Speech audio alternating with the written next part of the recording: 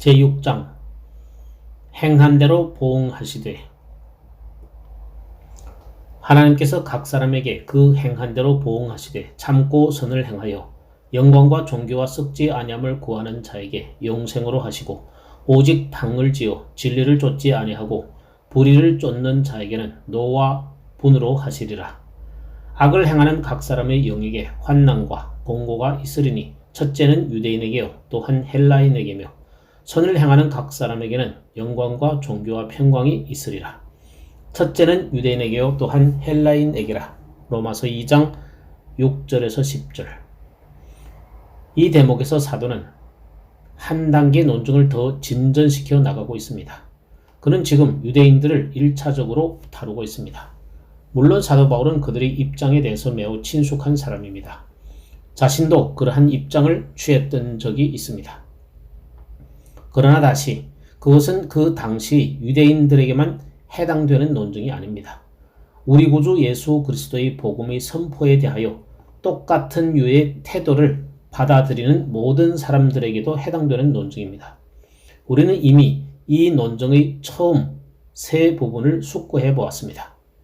하나님의 인자심에 대한 그들의 오해, 그들이 사실상 그 하나님의 인자심을 멸시하고 있다는 사실, 또 그렇게 함으로써 그들이 자신들에 대해 하나님의 진노를 쌓고 있다는 사실들을 생각해 왔습니다.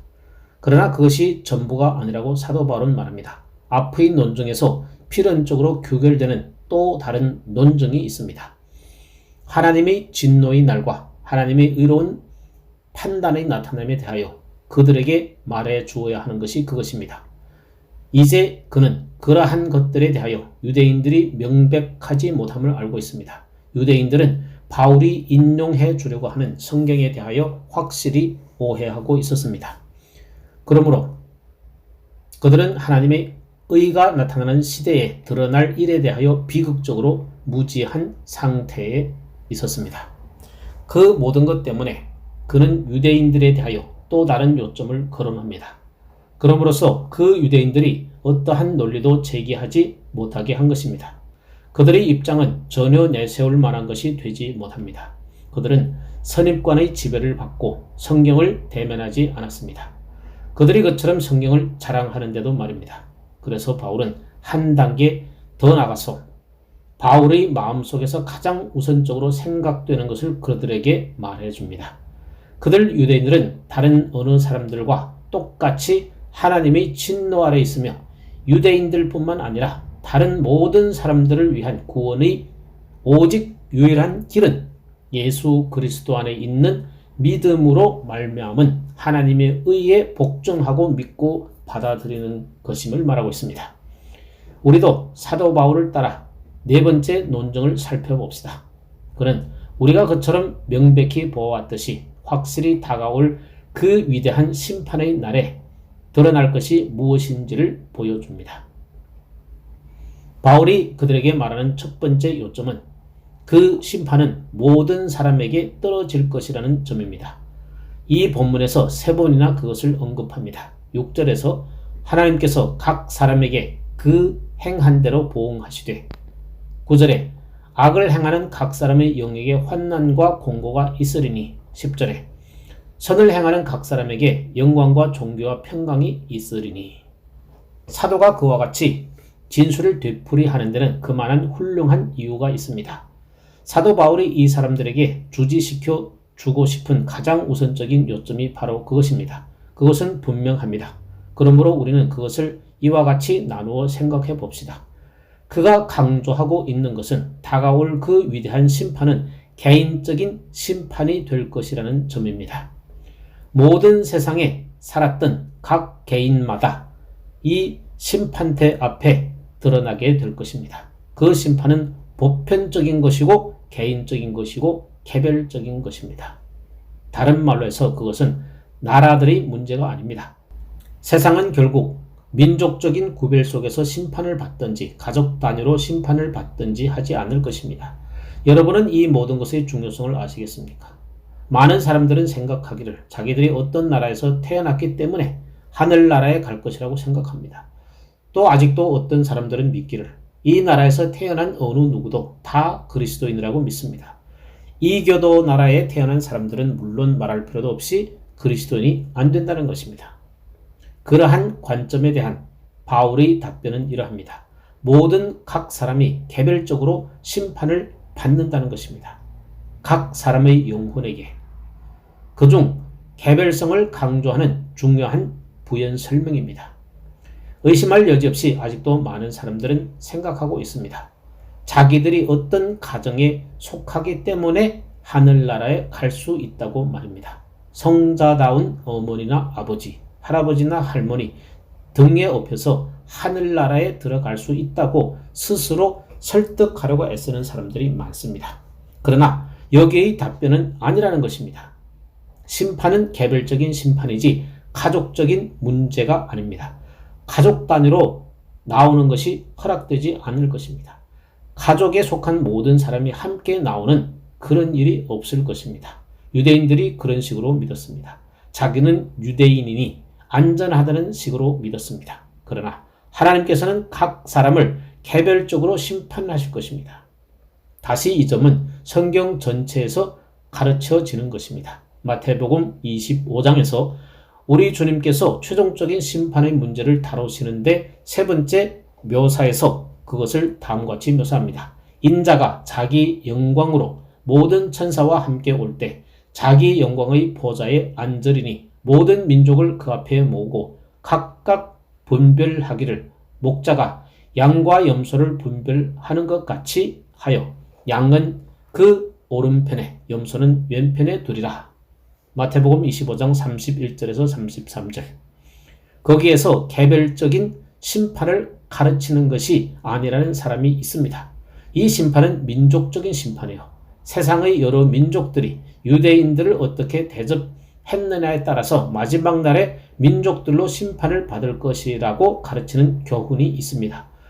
우리들 중 많은 사람이 그런 교훈에 익숙해 있습니다. 좋습니다.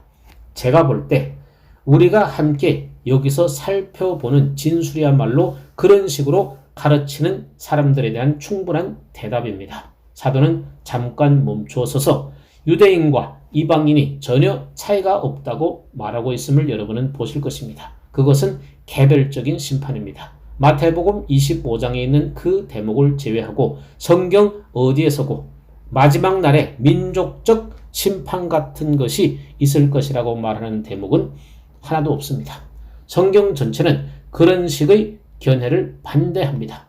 마태복음 25장 31절로 시작되는 그 문단 속에서 세상의 모든 민족이라는 어휘를 모든 사람들이라는 말로 아는 것은 세상에서 가장 간단한 일임에 틀림이 없습니다. 그 시점에서부터 민족들이라는 말은 언급되지 않습니다. 예수님은 즉시 양과 염소로 나뉘게 될 개인들을 다루어 나가십니다. 민족들이 민족별로 심판을 받을 것이라고 암시하는 대목이 성경의 어느 곳에도 없습니다. 그들의 운명을 결정짓는 요인은 유대인들에 대한 그들의 태도 여부에 따를 것이라고 암시하는 대목이 전혀 없습니다.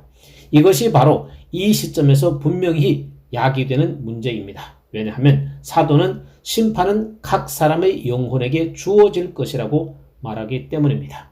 어떤 그룹이나 어떤 집단적인 구역을 따르는 것이 아니라 개별적이고 개인적으로 주어질 것입니다. 그 문제는 성경을 정확히 강해한다는 입장에서 매우 중요합니다.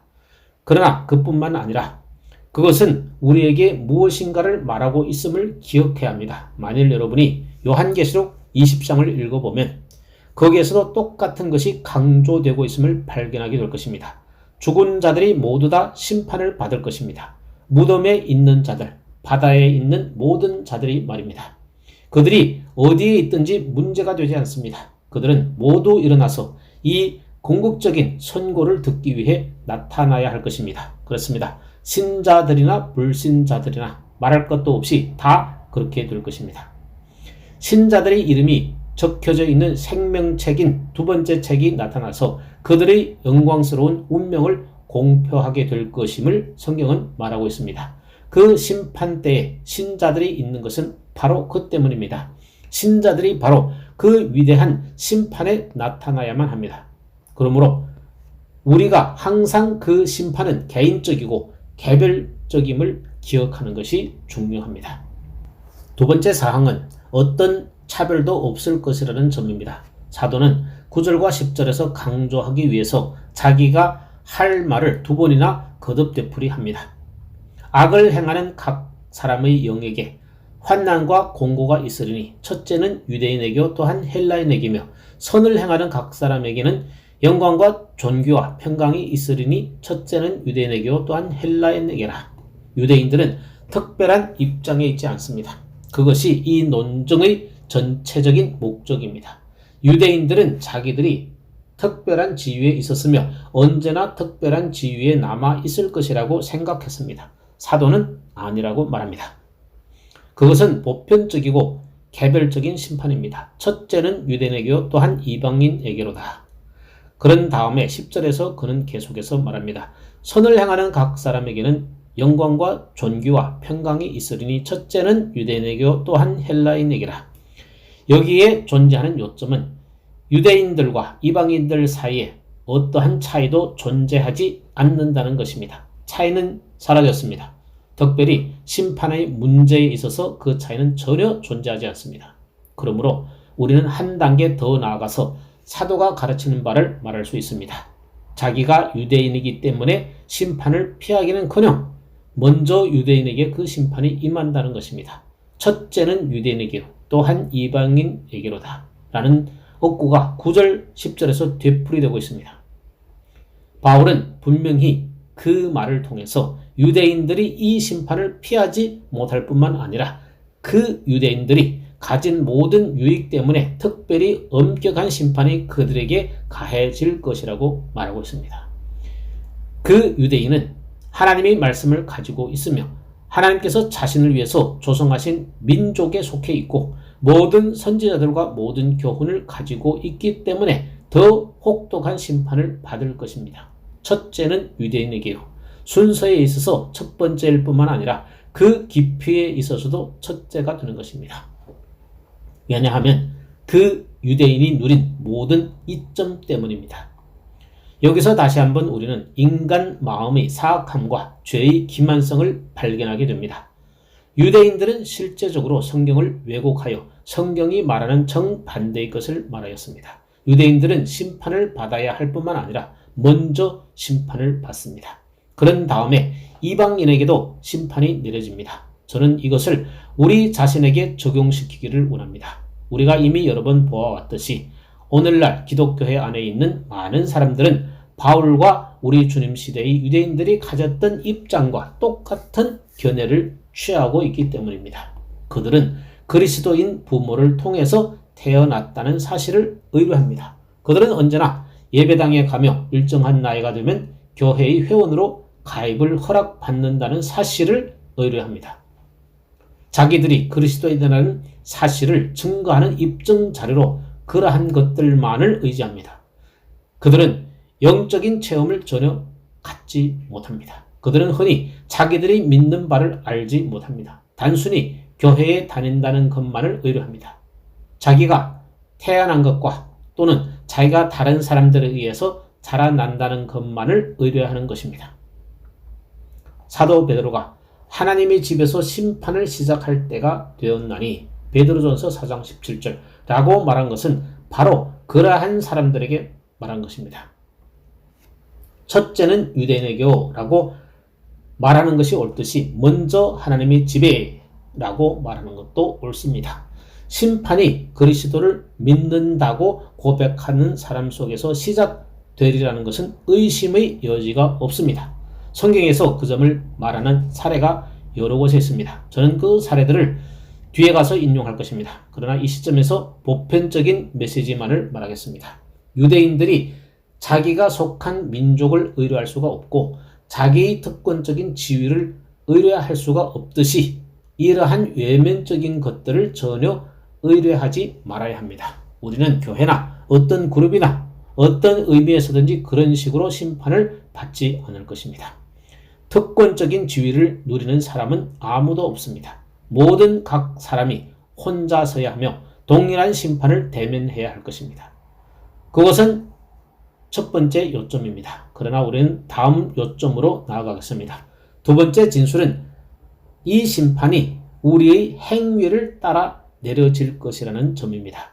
사도 바울은 6절에서 하나님께서 각 사람에게 그 행한 대로 보응하시되 라고 말하고 있습니다. 여러분이 좋아하는 식대로 말한다면 각 사람의 행실을 따라 된다는 것입니다.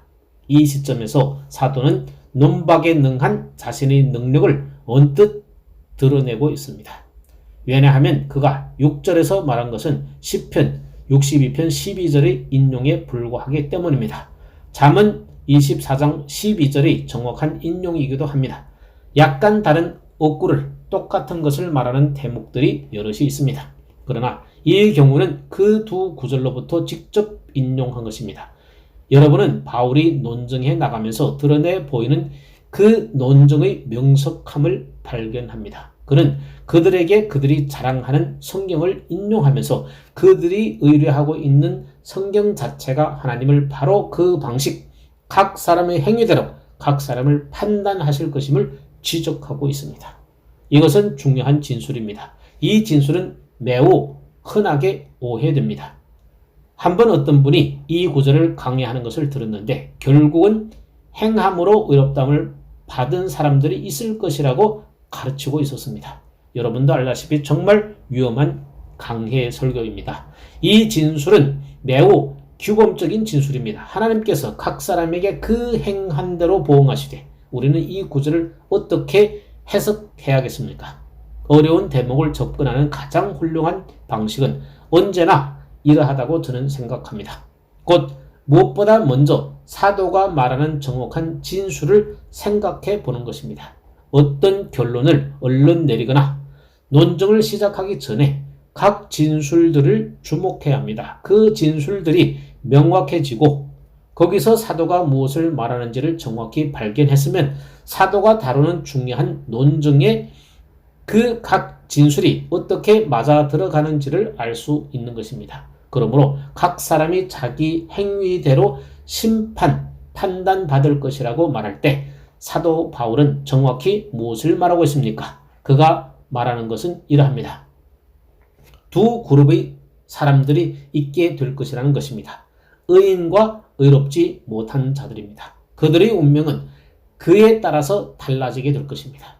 의인을 위해서 기다리는 운명이 있습니다. 불의한 사람을 위해서 기다리는 운명이 있습니다. 이 두 타입의 사람들을 상세하게 묘사할 수 있음을 사도 바울은 말합니다. 그리고 세 가지 방면에서 그 두 그룹에 속한 사람들을 각각 묘사합니다. 그가 말하고 있는 것을 듣고 있으면 우리 자신을 탐사해 보고 우리 자신을 판단해 볼 수 있는 완벽한 위치에 우리가 서 있음을 알게 됩니다. 여기 우리가 있습니다.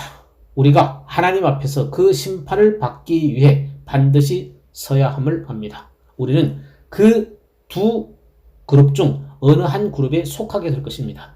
우리가 그 두 그룹 중 어느 곳에 속하게 될는지 아는 것보다 세상에서 우리에게 더 중요한 것이 없습니다. 정말 감사하게도 사도는 그 각 그룹에 속한 사람들을 삼종적인 방식으로 구분하고 있습니다. 삼종적인 방식. 그들에 대하여 같은 요점을 말하고 있는 것을 발견하게 될 것입니다. 먼저 두 그룹이 하나님에 대하여 보편적으로 하나님께 속한 일들에 대해서 어떤 태도이며 또한 어떤 자세를 가지고 있는가를 숙고해 나갑니다. 둘째로는 그들의 삶의 일반적인 추세와 방향의 차원에서 그들을 탐사합니다. 세 번째로 그들이 실제적인 행동과 행위의 차원에서 그들을 시험합니다. 그러니 우리는 두 그룹, 의로운 그룹과 불의한 그룹을 살펴봅시다. 그 두 그룹을 다 설명하기 위해서 세 가지 사항을 갖고 있습니다. 또한 그들을 시험하기 위해서 세 가지 동일한 요점을 또한 갖고 있습니다. 그러나 그들이 어디에서 다른가 알게 될 것입니다. 먼저 의인을 살펴봅시다. 무엇보다 먼저 하나님과 하나님께 속한 일에 대하여 이 사람이 어떤 태도를 가지고 있는가를 봅시다. 그 사람은 영광과 영예와 썩지 아니함을 구하는 사람이라는 점입니다.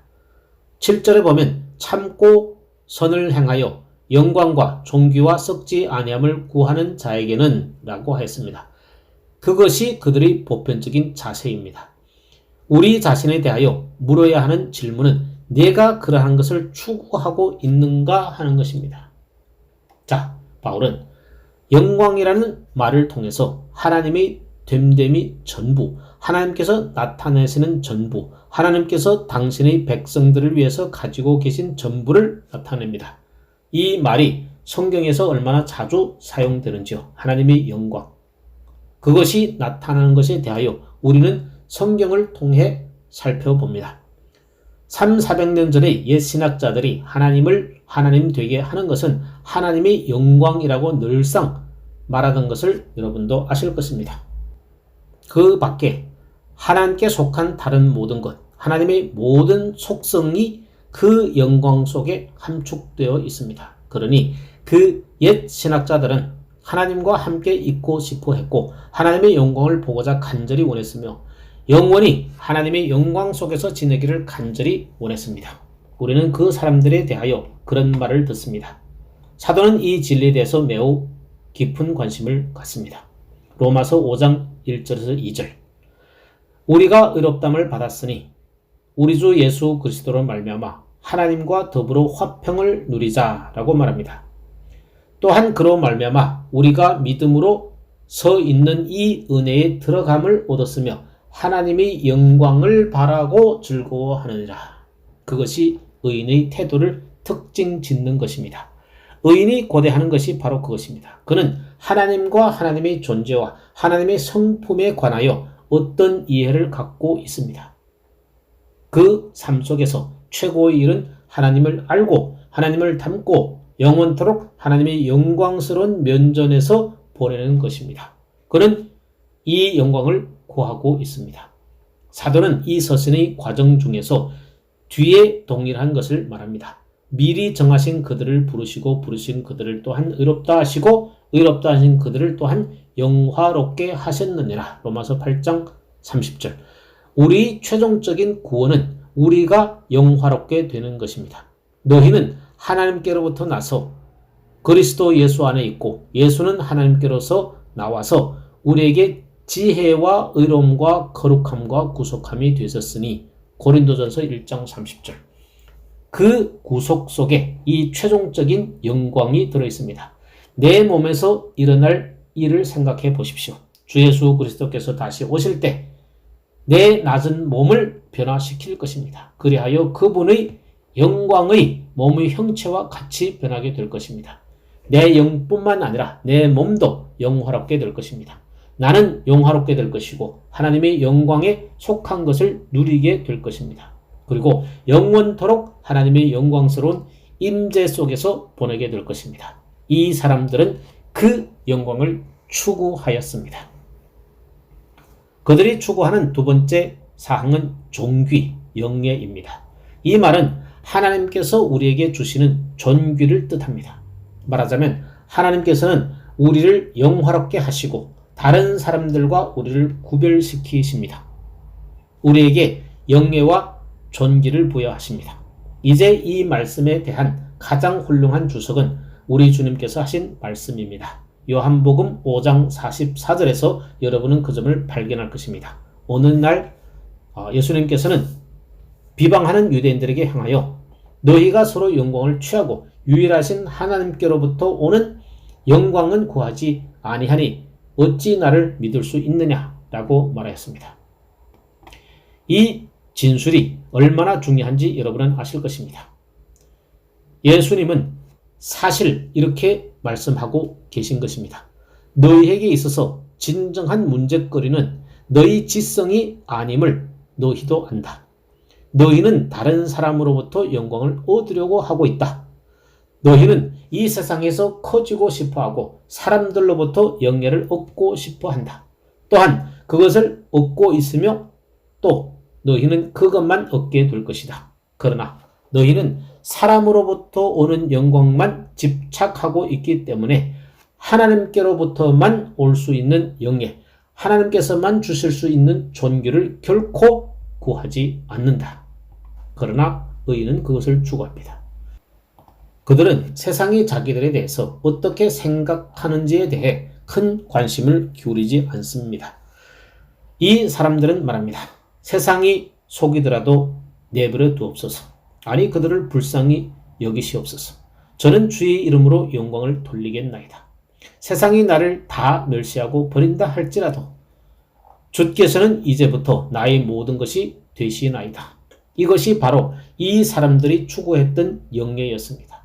인간의 영예가 아니었고 신문들이 그처럼 떠들썩하게 자랑했던 영예도 아니고 모든 자랑거리를 가진 세상이 그처럼 크게 여기는 영예도 아니고 사라져버릴 영예도 아니며 공작이나 부자나 그 빛나는 옷과 큰 잔치를 벌이면서 보여주는 등의 영예도 아닙니다. 아니, 이 사람들은 세상이 알지 못하는 자들이었습니다. 세상은 그들을 존귀하게 여기지도 않고 영화롭게 하지도 않습니다. 그러나 하나님께서는 그들을 영예롭게 하셨습니다. 그들에게 있어서 문제가 되는 것은 오직 한 가지뿐이었습니다. 다음으로 세 번째 사항은 죽지 아니함입니다. 그 말을 썩지 아니함으로 번역할 수도 있습니다. 물론 이 말이 뜻하는 것은 어떤 유의 부패도 없다는 것입니다. 전혀 해로운 것이 하나도 일어나지 않을 수 있고 어떤 손해도 볼 수 없는 조건에 있다는 것을 의미합니다. 썩지 아니함. 그 어떤 것도 그것을 더럽게 할 수가 없습니다. 사도 베드로는 찬송하리로다. 우리 주 예수 그리스도의 하나님이 그 많으신 긍휼대로 예수 그리스도의 죽은 자 가운데서 부활함으로 말미암아 무엇을 위해서입니까? 썩지 아니하고 더럽지 않고 쇠하지 아니하는 기업을 있게 하시나니 곧 너희를 위하여 하늘에 간직한 것이라. 베드로전서 1장 3절에서 4절. 바울은 다시 고린도전서의 저 위대한 15장에서 그것을 말합니다. 나팔 소리가 나매 죽은 자들이 썩지 아니할 것으로 다시 살고 우리도 변화하리라. 이 썩을 것이 불갑을 썩지 아니할 것을 입겠고 이 죽을 것이 죽지 아니함을 입으리로다. 바로 그것입니다. 이 사람들은 그것을 추구하고 있다고 사도 바울은 말합니다. 그들은 영광을 구하고 있습니다. 그들은 하나님께서만 주실 수 있는 영예를 구하고 있습니다. 그들은 바로 이 썩지 아니하고 죽지 아니하고 완전하고 순전한 상태, 죄를 극복하고 하나님의 면전에서 영원토록 끝없이 완전할 수 있는 상태를 고대하고 있습니다. 이 사람들이 보편적인 태도가 바로 그것입니다. 그러나 저는 두 번째 시금 속으로 나가 봐야겠습니다. 만일 이것이 보편적인 자세라면 그들의 삶의 일반적인 율조는 무엇입니까? 바울은 그것을 이렇게 나타냅니다. 이 사람들은 참고 선을 계속 행해 나가며 이 영광을 추구하며 이 영예와 썩지 않음을 구하는 사람들입니다. 그 말은 무슨 뜻입니까? 그 말 자체가 충분히 설명해 주지 않습니까? 물론 강조점은 참고 계속적으로 우리말 성경에는 나타나지 않습니다. 라는 말의 강조점이 주어져 있습니다.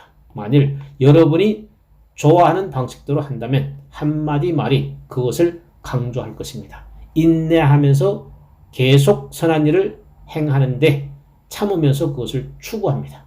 다른 말로 해서 그들은 어떤 갑작스러운 결심을 하는 사람들이 아닙니다.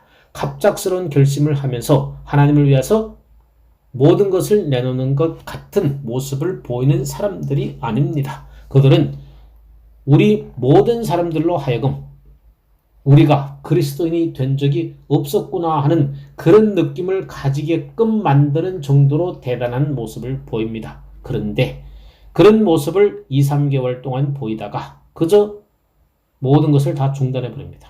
의로운 사람들은 그 정반대입니다. 선한 일을 하는데 참고 인내합니다. 이 사람들은 출발만 하는 것이 아니라 계속 진행해 나갑니다. 그들은 인내를 필요로 합니다. 그들이 자기들에게 대하여 죽어있는 세상 속에서 살고 있기 때문에 그러합니다. 그들은 세상과 육체와 마귀의 공략을 당합니다. 그들은 직접 자기들에게 일어나는 일, 자기들의 가족과 사무실, 세상에서 자기들 주변에 일어나는 일들의 시련을 받고 연단을 받습니다. 마귀는 최선을 다해 그들을 넘어뜨리려고 합니다. 때로 모든 지옥이 그들을 향해 달려드는 것 같기도 합니다. 그러나 그 모든 것에도 불구하고 그들은 계속 그 자세를 고수하며 진행해 나갑니다. 참고 계속 인내하면서 나갑니다. 신약 성경을 읽어보면 그 점이 부단히 강조되고 있다는 사실을 보지 않을 수가 없습니다. 저는 그 점을 이처럼 표현하고 싶습니다. 이 사람들은 씨 뿌리는 자의 비유 속에서 주님께서 묘사하신 유의 사람들과 전적으로 다릅니다. 또한 그 사람들은 마귀가 와서 주워 먹을 씨앗이 떨어진 길가와 비교될 수 있는 사람들이 아닙니다. 그들은 그 같은 사람들이 아닙니다. 또한 씨앗이 떨어져 싹이 나나 뿌리가 없어 곧 말라버리는 돌짝박 같은 사람들도 아닙니다. 그런 유의 사람들은 계속 해내지 못합니다. 한순간은 놀라운 모습을 보입니다. 그러나 선을 행하는데 계속하지 못합니다. 그들은 포기합니다. 의인들은 가시덩굴, 무성한 토양에 비유될 수 있는 사람들도 아닙니다. 씨앗이 그곳에 떨어지면 많은 곡식을 낼 듯이 처음에는 대단히 보입니다. 그러나 모두 다 곡식을 전혀 맺지 못합니다. 이 세상 염려와 재리에 대한 유혹이 말씀을 막습니다. 또는 시련이나 시험이나 핍박이 오면 그것을 견뎌내지 못하고 결국 아무것도 얻지 못합니다. 그러나 의인들은 정반대입니다. 계속 인내하면서 선한 일을 향해 나가는 것. 이것이 의인들의 위대한 특징입니다. 히브리서 11장을 읽어보십시오. 그 의인들이 전체 비밀이 어떠했는지 살펴보십시오. 모든 것이 믿음의 영혼들을 거스렸습니다. 그러나 그들은 계속해서 믿음으로 고수해 나갔습니다. 그들은 기초가 있는 성을 내다보고 있었습니다. 아무도 그들을 막을 수가 없었습니다. 히브리서 3장 14절에서 그 점은 매우 분명히 드러나 있습니다. 히브리서 기자는 우리가 시작할 때 확실한 것을 끝까지 견고히 잡으면 그리스도와 함께 참여한 자가 되리라 라고 말합니다. 6장에서 히브리서 기자는 역시 같은 것을 말하면서 같은 부지런함으로 앞에 있는 소망을 얻으려고 열심을 내라고 권면합니다. 이것이 히브리서의 위대한 주제입니다. 이것이 성경 전체에서 특별히 우리가 발견하는 것입니다. 여러분은 우리 주님께서 어느 날 사람들에게 하신 말씀을 기억하실 것입니다. 항상 기도하고 낭망치 말아야 될 것을 저희에게 비유로 가라사대 누가복음 18장 1절 만일 우리가 연약해지면 넘어지게 될 것이고 계속 참아내지 못하게 됩니다. 계속 끝까지 참는 오직 유일한 방식은 이 기도 생활을 생활화하는 것입니다. 그것은 열심을 의미합니다. 적용을 의미합니다. 성경을 읽는 것을 의미합니다. 하나님과 계속 교제하는 것을 의미합니다. 계속 끝까지 참아내면서 가는 오직 유일한 방식은 그것입니다. 그러나 이러한 일들을 하지 않는 자들은 약해지고 곁길로 실족하여 넘어집니다. 믿음의 사도인 바울이 갈라디아서에서 피곤치 아니하면 때가 이름에 거두리라 갈라디아서 6장 9절 라고 말하는 것을 여러분은 기억하실 것입니다. 피곤한 자들은 거두지 못합니다. 그러므로 우리는 계속 인내하며 참으라는 이 권면의 말씀을 받는 것입니다. 이제 바울은 이 말들을 통해서 의인은 결코 넘어지지 않는다거나 전혀 죄가 없다는 것을 뜻하지 않습니다. 의인들이 완전하다는 뜻도 아닙니다. 만일 구약성경에서 하나의 노골적인 진술을 빌려볼 수 있다면 그 입장은 이러합니다. 연약하나 따라가는 것. 여전히 계속 진행해 나갑니다. 때로는 넘어지나 계속 진행합니다. 선한 일을 행하는데 참고 계속성 있게 해나갑니다. 그들은 믿음의 선한 싸움을 계속 싸워나갑니다. 자기들은 어떠한 시험도 어떠한 난제도 없다고 말하는 입심 좋은 사람들이 아닙니다. 입심 좋은 사람들은 난 날마다 행복해 라고 말합니다. 천만의 말씀이죠. 의인들은 그 믿음의 싸움이 하나의 갈등과 투쟁이라고 말합니다. 그들은 참아내면서 갑니다. 큰 인내를 가지고 말입니다. 때로는 자기들에게 일어나는 것에 대하여 의아한 생각을 가지기도 합니다. 그러나 선한 일을 행하는데 더 참고 인내하면서 계속 버티어 나갑니다. 우리는 그것을 우리 자신에게 요구해야 하며 우리 자신을 그런 방식으로 테스트해야 합니다. 그런 다음에 우리는 이제 세 번째 시금석으로 나아갑시다. 그들의 실제적인 행동 문제입니다. 여기 10절에서 바울은 그 점에 대하여 말하고 있습니다. 선을 행하는 각 사람에게는 영광과 존귀와 평강이 있으리니 거기에서 여러분은 곧바로 특별한 사항으로 나갈 것입니다. 우리는 그들의 보편적인 자세를 알았습니다. 또한 그들의 삶의 보편적인 율조도 알았습니다. 여기에서 실제적인 실천 생활을 통해서 선한 삶을 영위하고 있습니다. 그들은 선을 행하고 있습니다. 물론 이 말은 그들이 최선을 다해서 계명을 지키려고 하고 있다는 이야기입니다. 요한은 요한 1서에서 이렇게 말합니다. 우리가 그의 계명을 지키면 이로써 우리가 저를 아는 줄로 알 것이요. 의인은 죄 가운데 거하는 사람이 아닙니다. 그는 계속 죄를 짓지 않습니다. 그도 넘어지나 죄 가운데 거하지는 않습니다. 그 사람의 삶은 죄의 삶이 아닙니다. 그는 선한 삶, 의의 삶을 영위합니다. 그는 계명들을 지키고 선을 행합니다. 그것이 의인에 대한 묘사입니다. 자, 이제 저는 불의한 자의 조건을 보여드리겠습니다. 물론 그것은 의인의 정반대입니다. 악인의 보편적인 태도는 무엇입니까? 8절에서 그것을 한마디로 나타내고 있습니다. 오직 당을 지어 진리를 쫓지 아니하고 그것을 다른 말로 표현하면 그들은 당파적인 사람들이라고 말하면 될 것입니다. 물론 그 말은 그들이 하나님께 대하여 악의적인 반대를 한다는 뜻입니다.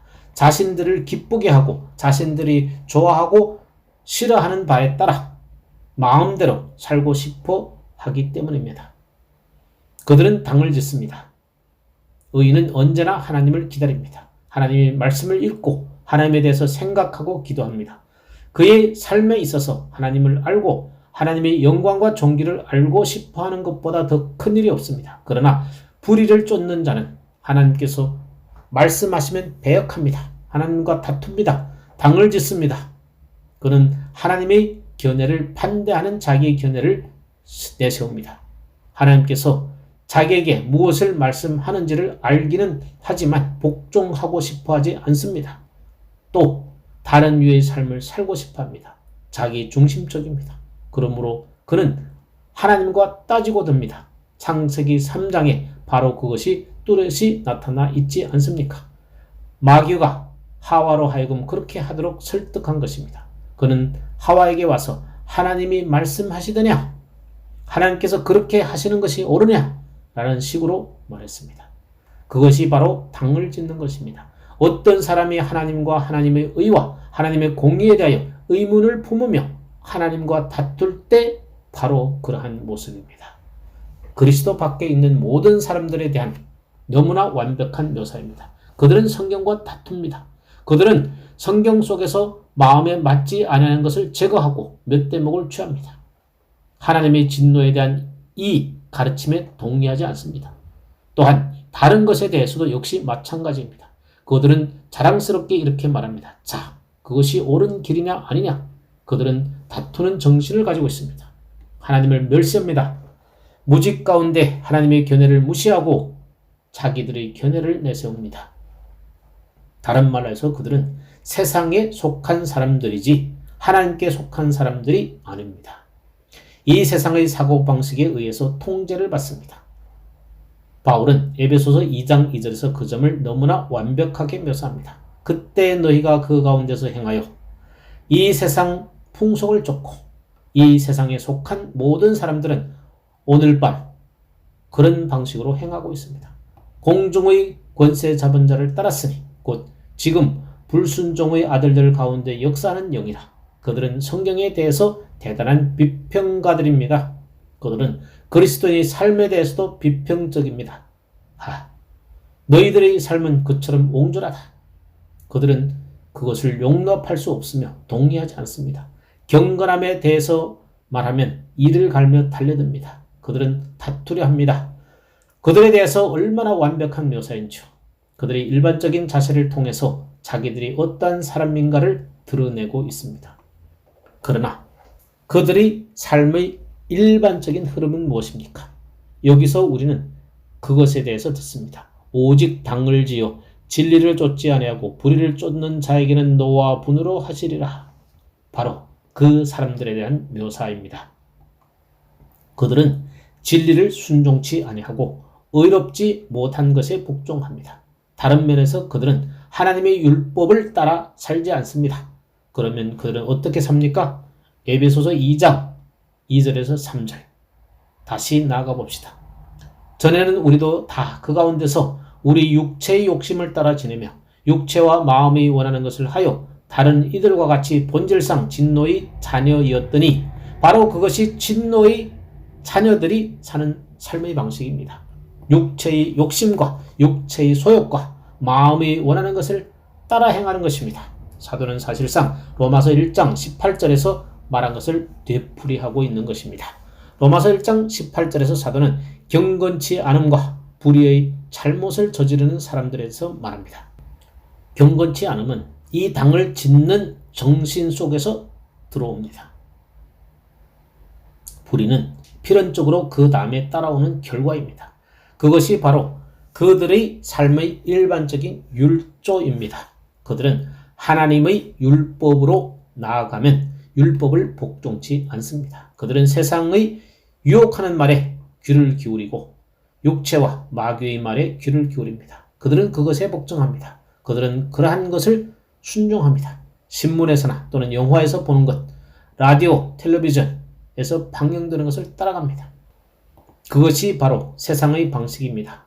의롭지 못한 것입니다. 그들은 그것을 순종하고 그것을 따라서 그렇게 하느라 자기들이 돈을 허비하고 그것을 즐깁니다. 그것이 그들의 삶의 일반적인 율조입니다. 그들이 실제적인 행동에 대해서 바울은 다시 9절에서 단기적인 표현으로 나타냅니다. 악을 행하는 각 사람에게, 각 사람의 영에게 환난과 공고가 있으리니 첫째는 유대인에게요 또한 헬라인에게요. 갈라디아서 5장에서 육체의 일에 대해서 말합니다. 그는 이렇게 그 일들을 나열합니다. 곧 음행과 더러운 것과 호색과 우상숭배와 술수와 원수 맺는 것과 분쟁과 시기와 분냄과 당짓는 것과 불리함과 이단과 투기와 술취함과 방탕함과 또 그와 같은 것들이라. 다 끔찍한 일들입니다. 그들은 그러한 악을 행합니다. 그들은 의인들과 얼마나 다릅니까? 바꿔 말하면 사도가 우리에게 말하는 바 세 번째 사항으로 우리를 이끌어 줍니다. 그 심판은 각 사람이 개인적으로 받는 심판임을 알았습니다. 그 행실에 따라 받는 심판입니다. 이제 바울은 우리에게 말합니다. 동시에 이 큰 날은 각 사람마다 영원한 운명이 선포되는 날이라고 말입니다. 그 두 운명 중 하나를 각 사람이 선고를 받을 것입니다.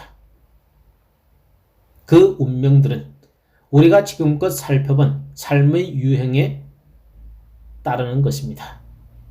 의인에게는 영생이 돌아갈 것이고 참고 선을 행하여 영광과 존귀와 썩지 아니함을 구하는 자에게는 영생으로 하시고 이 문제에 대해서 오래 머무르고 싶은 생각이 없습니다. 다만 영생은 영원토록 하나님을 즐거워하는 것을 의미합니다. 영생은 곧 유일하신 참 하나님과 그의 보내신 자 예수 그리스도를 아는 것이니 요한복음 17장 3절. 그리고 이 사람들이 그 큰 날에 듣게 될 놀라운 일은 그들의 이름이 생명책에 기록되어 있다는 것입니다. 그들은 끝없이 영원한 생명을 누리게 될 것입니다. 우리는 바로 여기 이 세상에서 그 영생을 얻을 수 있습니다. 그 영생은 여기서부터 시작됩니다. 그러나 우리는 그 영생의 모든 영광과 충만함 속으로 들어갈 것입니다. 주님과 함께 영원토록 함께 있으며 하나님의 면전에서 영원토록 보내게 될 것입니다. 마음이 청결한 자는 복이 있나니 저희가 하나님을 볼 것이며 영생, 그것은 영구합니다. 여러분도 기억하다시피 그들이 고대하고 있는 것은 그 썩지 아니함입니다. 그것이 불멸하는 것이죠. 그 어느 것도 죽지 아니할 것입니다. 영원토록 계속 진행되어 나가고 영원토록 존재할 것입니다. 하나님은 영원하시니 그것도 영원합니다. 그들이 자기들에 대해서 공표하는 것을 듣게 될 터인데 바로 그것을 듣습니다. 하나님께서 그것을 그들에게 수여하실 것입니다. 그러나 다른 사람들에게는 어떠합니까? 학식이 있는 주석가들은 여기에서 매우 바르게 저렇게 이렇게 지적합니다. 여기 구문상의 변화가 있다는 것입니다. 불의한 사람들에 대해서 우리가 듣게 될 것이 그들에게 주어지지 않는다는 사상을 나타내는 구문의 변화입니다. 그 일이 그들에게 막 일어납니다. 그것은 하나님의 선물이 아닙니다. 그들의 됨됨이의 필연적인 결과입니다. 그러면 그들에게 무엇이 일어납니까? 우리가 여기서 그것을 듣습니다. 불의를 쫓는 자에게는 노와 분으로 하시리라.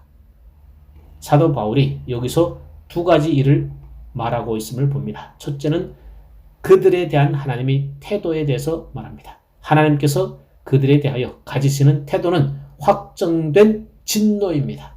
그들은 언제나 하나님의 진노 아래 있습니다. 요한복음 3장 마지막 절에 아들을 순종치 아니하는 자는 영생을 보지 못하고 도리어 하나님의 진노가 그 위에 머물러 있느니라. 아들을 믿는 자는 영생이 있고 아들을 순종치 아니하는 자는 영생을 보지 못하고 도리어 하나님의 진노가 그 위에 머물러 있느니라. 그 진노가 그들 위에 머물러 있었고 여전히 그들 위에 남아 있습니다. 그것이 바로 하나님의 진노입니다. 죄와 악에 대한 하나님의 혐오, 죄에 대하여 혐오감을 가지는 하나님의 자세, 그것이 계속될 것입니다. 그렇습니다. 그러나 진노만이 아니라 분으로도 하십니다. 그것이 무엇입니까? 여러분이 좋아한다면 죄에 대한 하나님의 태도의 나타남이라고 그분을 정리할 수 있습니다. 하나님께서 바로 이 순간 모든 죄에 대하여 진노의 자세를 보입니다. 그러나 우리가 다른 곳에서 듣는 바와 같이 여기서도 듣고 있는데 그 심판의 위대한 날에 하나님께서 죄를 미워하시는 자세가 드러나게 될 것입니다. 하나님의 진노가 드러나고 펼쳐지고 부어지게 될 것입니다.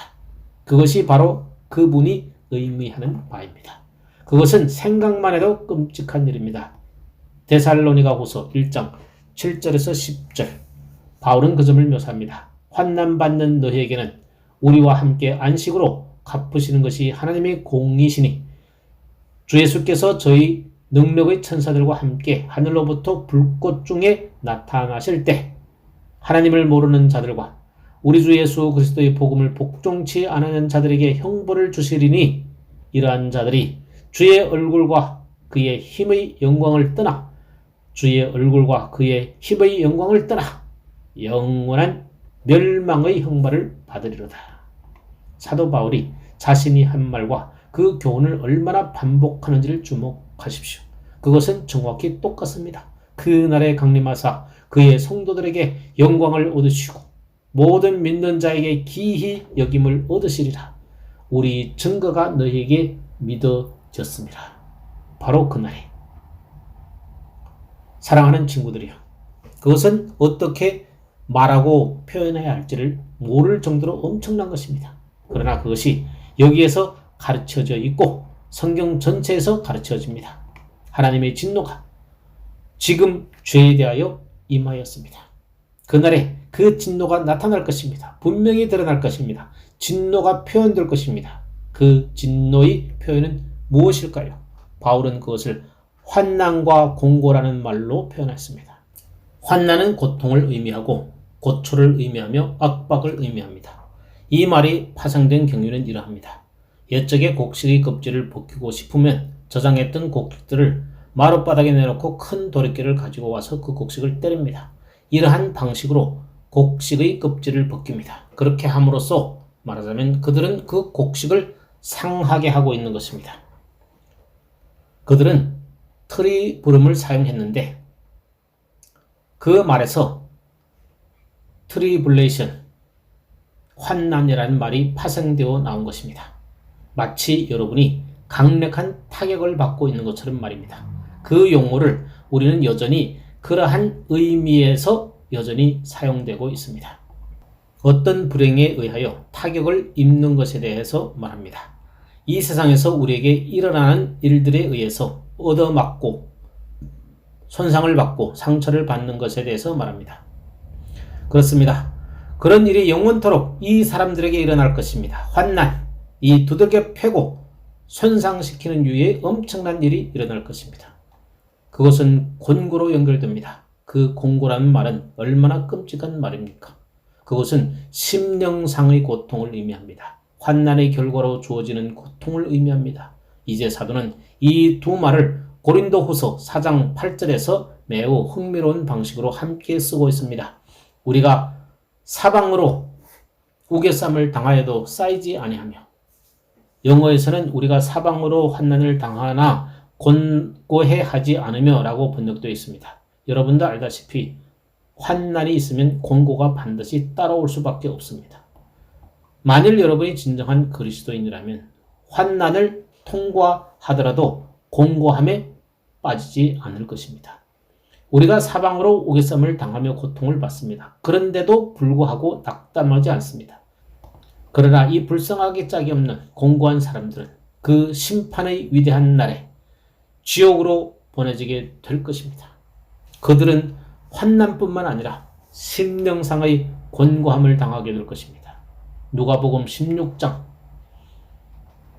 그 이야기는 그 공의가 무엇을 의미하는지 정확히 보여주고 있습니다. 그 부자는 지옥에서 깨어나게 되며 불꽃의 고통 속에서 아브라함에게 탄원하여 나사로를 보내어 자기를 성결케 해달라고 간청합니다. 내가 이 불꽃 가운데서 고민하나이다. 이 말씀을 해주신 분은 우리 주님이십니다. 제가 지어낸 말이 아닙니다. 주님께서는 그런 다음에 울며 이를 갈미 있는 곳에 대해서 말씀하십니다. 마태복음 8장 12절. 그것은 고뇌입니다. 심령상의 깊은 고통, 생각과 마음속으로 당하는 고통입니다. 그것은 끝없는 영원한 고초입니다. 때가 너무 늦었을 때 자신의 어리석음을 깨닫게 되는 것. 그것을 참아내는 것이 고뇌입니다. 환난과 공고. 그것이 생명이 아니지 않습니까? 그러나 그것은 존재하는 것입니다. 사도 바울이 말하는 바는 의인은 영생으로 들어가나 이 사람들은 이러한 유의 존재 양태를 취하게 될 것입니다. 영생이 영구하듯이 그러한 사람들의 존재 양태도 영구합니다. 만일 성경이 그렇게 가르쳐 주지 않는다면 저는 감히 그렇게 말하지 않을 것입니다. 이 세상에서 거듭나지 못한 사람은 모두 다 각각 이 가르침을 혐오하고 미워합니다. 이 가르침 때문에 예배당에 나오지 않는 사람들이 수천 명이나 됩니다. 저희는 논쟁적입니다. 성경에서 그것이 나와 있지 않다면 하나님이 사랑의 화신이신 하나님 자신의 아들의 입술에서 그 말씀이 나오지 않았다면 감히 저는 그것을 주장하지 않을 것입니다. 울며 이를 갈미 있으리라. 부자가 불꽃 가운데서 고민합니다. 그렇습니다. 성경은 이러한 일이 일어날 것이라고 가르칩니다. 성경에는 1초의 우연도 말하지 않습니다. 바울이 여기서 가르치는 바는 우리가 우리 행실대로 심판을 받을 것이라는 것입니다. 우리가 지금 여기 이 세상에서 행한 행실대로 말입니다.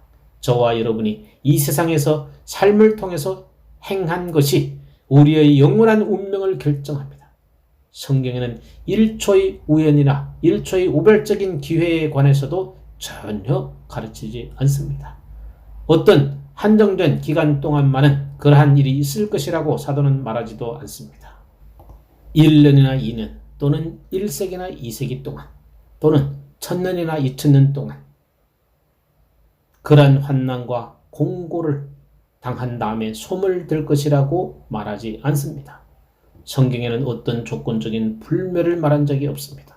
한편에 있는 사람들이 영원토록 영생을 누리게 되듯이 이 다른 쪽에 있는 사람들도 영원토록 환난과 곤고를 받게 될 것이라고 말합니다. 그러한 조건에서 그들은 존재할 것입니다. 사도 바울은 그것에 어떤 끝이 있다는 것을 암시하지 않습니다. 성경 다른 곳에서도 그런 가르침이 없습니다. 우리가 데살로니가 후서 1장에서 보았듯이 영원한 멸망이 있습니다. 인간들이 생각할 수 있는 가장 엄숙하고 획기적이고 가장 엄청난 일, 그러면서도 우리가 정말 엄숙하게 듣는 바대로 그 심판의 위대한 날에 그 일이 드러나게 될 것입니다. 우리는 모두 그 심판대 앞에 서게 될 것입니다. 우리 행실을 따라서 판단받을 것입니다. 두 운명 중 우리는 어느 편에 속할 것입니다. 우리가 영광과 존귀와 썩지 아니함을 구합니까? 여러분 자신에게 말하기를 나는 계속 참으면서 선을 행하고 있다. 내 최대의 소원은 의이다. 그런 식으로 말할 수 있습니까? 실로 의에 줄이고 목마르다고 말할 수 있습니까? 그렇다면 그렇게 말할 수만 있다면 여러분이 듣게 될 선고는 영생일 것입니다. 저는 확신 있게 말씀드립니다. 그러나 만일 그렇지 않다면 저 무섭고 섬뜩한 광경 밖에는 여러분의 몫이 되지 않을 것입니다. 우리 자신에 대해서 생각할 뿐만 아니라 이 세상에서 우리 주위에 있는 논쟁을 좋아하고 진리를 복종치 않고 불의에 복종하고 있는 그 수많은 대중들을 생각해 보십시오. 그들의 운명을 생각합시다. 그것이 그들을 위한 우리의 책임이 되는 것입니다. 그 때문에 우리는 기도하게 되고 부흥을 위해 기도하고 하나님의 능력이 임하기를 기도해야 할 것입니다. 또한 그들에게 말해야 되며 하나님께서 우리를 능하게 하시는 한도 내에서 그들을 깨우치려고 최선을 다해야 할 것입니다. 그러므로 우리는 엄숙하고 깊이 있게 계속 끊임없이 이러한 일들을 숙고해 나갑시다. 아멘.